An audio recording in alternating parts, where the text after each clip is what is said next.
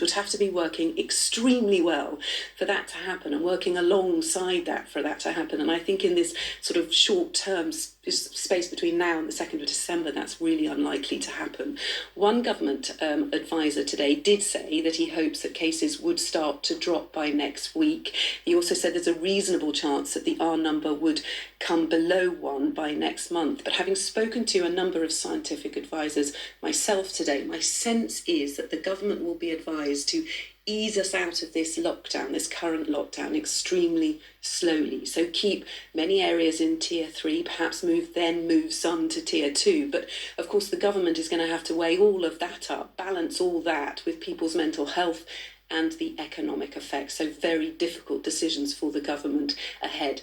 If cases do come down and begin to drop and remain low before Christmas, there's a chance that restrictions could be loosened. But that is completely dependent on us adhering to this lockdown and getting the R number down below 1.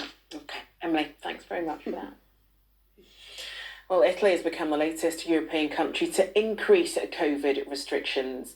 2 more regions, including Tuscany and the area around Naples, were placed back in lockdown today.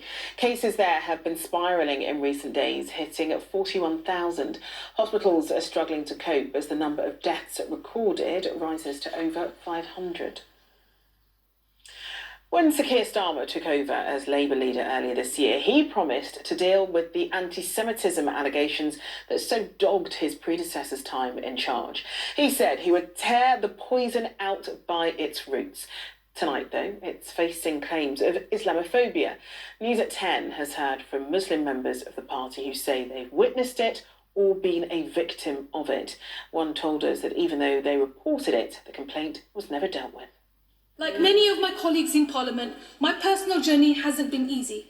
Earlier this year, Labour MP Afsana Begum made history when she gave her maiden speech as the first hijab-wearing Muslim to be elected to the House of Commons. It is alarming that racism, Islamophobia and anti-Semitism in particular are growing. Less than a year later, for the first time, she's saying she's dealt with racism from her own party. I do think that Islamophobia is a real problem in the party. It's quite irregular to be asked questions and to constantly be asked to reaffirm a commitment, towards British society, as though in some way my identity and my politics is incompatible. Ms Begum's experience is not unique. In a report by the Labour Muslim Network seen exclusively by ITV News, where Muslim members and supporters of the party were surveyed, more than 1 in 3 said they have witnessed Islamophobia in the party directly. 44% said they believe the party doesn't take the issue seriously, and nearly 60% say they do not feel well represented.